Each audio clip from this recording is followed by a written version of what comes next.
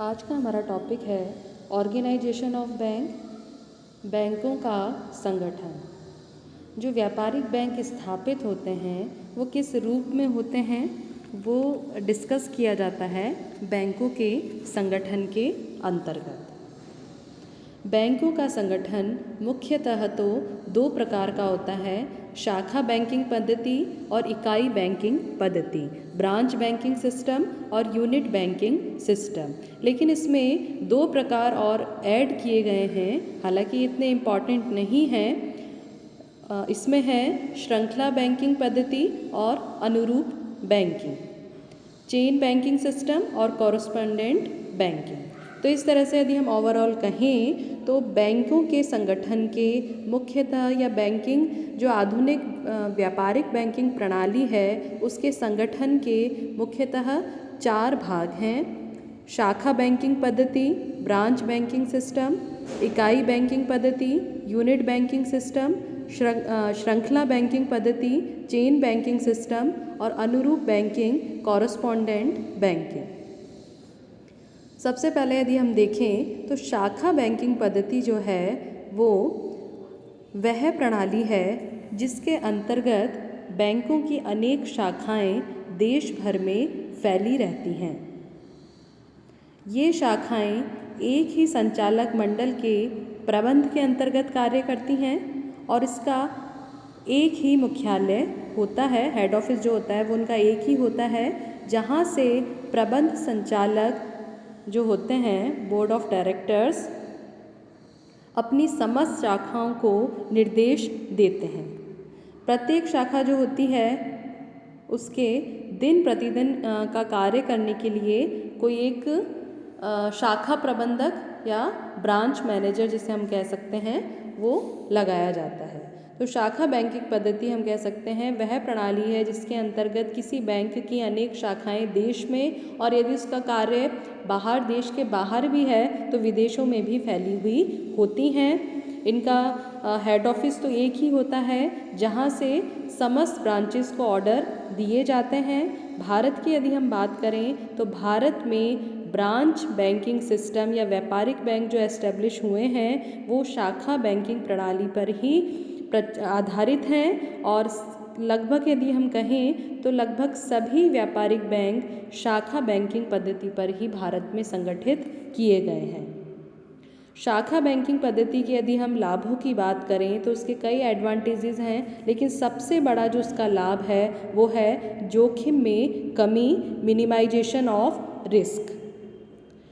क्योंकि शाखा बैंकिंग प्रणाली में हम जानते हैं कि अनेक शाखाएं होती हैं एक बैंक की, तो अनेक शाखाएं होने से भौगोलिक परिस्थितियों के कारण एक बैंक शाखा को होने वाली हानि का वितरण, अर्थात यदि कोई एक बैंक शाखा को भौगोलिक परिस्थितियों को, ज्योग्राफिकल कंडीशन के कारण हानि होती है तो उस हानि को दूसरी बैंक शाखाओं को प्राप्त होने वाले लाभों से पूरा किया जा सकता है। अर्थात एक बैंक शाखा की हानि का भार विभिन्न बैंक शाखाओं में डिस्ट्रीब्यूट हो जाता है, और इस तरह से एक बैंक शाखा की जोखिम जो है वो विभिन्न शाखाओं, विभिन्न ब्रांचेस में डिस्ट्रीब्यूट हो जाने से जोखिम जो है बैंक का वो कम हो जाता है। मतलब डिस्ट्रीब्यूशन ऑफ रिस्क के कारण बैंकों का मिनिमाइजेशन ऑफ रिस्क का लाभ जो है वो बैंक को शाखा बैंकिंग प्रणाली के अंतर्गत प्राप्त होता है। तो ब्रांच बैंकिंग सिस्टम का सबसे बड़ा बेनिफिट क्या है कि बैंक का जो रिस्क है वो विभाजित हो जाता है, और वो डाइवर्सिफिकेशन के कारण उसका वितरण हो जाने के कारण रिस्क मिनिमाइज का बेनिफिट बैंक को मिलता है। दूसरा हमारा है इकाई बैंकिंग, यूनिट बैंकिंग। इकाई बैंकिंग पद्धति के अंतर्गत बैंक एक ही कार्यालय, एक ही ऑफिस तक सीमित होता है। इसमें विशेष परिस्थितियों में ही बैंक का जो सीमित क्षेत्र है उसके बाहर शाखाएं खोलने का अधिकार प्राप्त होता है। कभी कभी इन बैंकों का कार्य क्षेत्र जो होता है वो भी निश्चित कर दिया जाता है, और इस प्रणाली में बैंकों की स्थापना होने से देश में बैंकों की संख्या बहुत अधिक हो जाती है, क्योंकि एक ही कार्यालय तक ये सीमित है और इनका कार्य क्षेत्र भी सीमित है, तो बैंकों की संख्या नेचुरल सी बात है कि देश में काफ़ी हो जाएगी। और यदि हम इकाई बैंकिंग की बात करें तो इसका सबसे बड़ा बेनिफिट ये है क्योंकि इस प्रणाली के अंतर्गत बैंक का आकार या उसका कार्य क्षेत्र दोनों सीमित होते हैं, कम होते हैं, तो बैंक को अपने कार्यों या अपने जो भी एक्टिविटीज़ की जा रही हैं उसके प्रबंध, निरीक्षण, नियंत्रण में काफ़ी सुविधा होती है। और इस तरह से मतलब इसमें यूनिट बैंकिंग में बैंक एक सीमित क्षेत्र में काम करता है, तो बैंक को मैनेजमेंट या सुपरविज़न करना काफ़ी इजी इसके अंतर्गत होता है। और ये इकाई बैंकिंग का सबसे बड़ा लाभ है कि बैंक को प्रबंध तथा निरीक्षण में काफ़ी सुविधा सीमित क्षेत्र होने के कारण हो जाती है। इसके बाद यदि हम बात करें तो हमारा आता है तीसरा, श्रृंखला बैंकिंग, चेन बैंकिंग सिस्टम। इसके अंतर्गत एक व्यक्ति या व्यक्तियों के समूह का 2 या 2 से अधिक बैंकों पर नियंत्रण होता है। इस प्रणाली के अंतर्गत प्रत्येक बैंक अलग अलग होने के बावजूद एक स्वामित्व के अधीन होने के कारण इनमें आपसी संबंध स्थापित हो जाता है और इस कारण ही इसे श्रृंखला बैंकिंग, चेन बैंकिंग सिस्टम कहते हैं, क्योंकि इनका जो प्रबंध है वो कॉमन है, मतलब इनका मैनेजमेंट जो किया जा रहा है, ऑनरशिप जो है वो सेम है, तो इसके कारण इनका आपसी कोई एक ऑनरशिप सेम होने के कारण इन बैंकों में कुछ ना कुछ रिलेशंस क्रिएट हो जाते हैं, इसलिए इसे चेन बैंकिंग सिस्टम कहा जाता है। इस प्रणाली का प्रचलन सर्वप्रथम अमेरिका में हुआ था।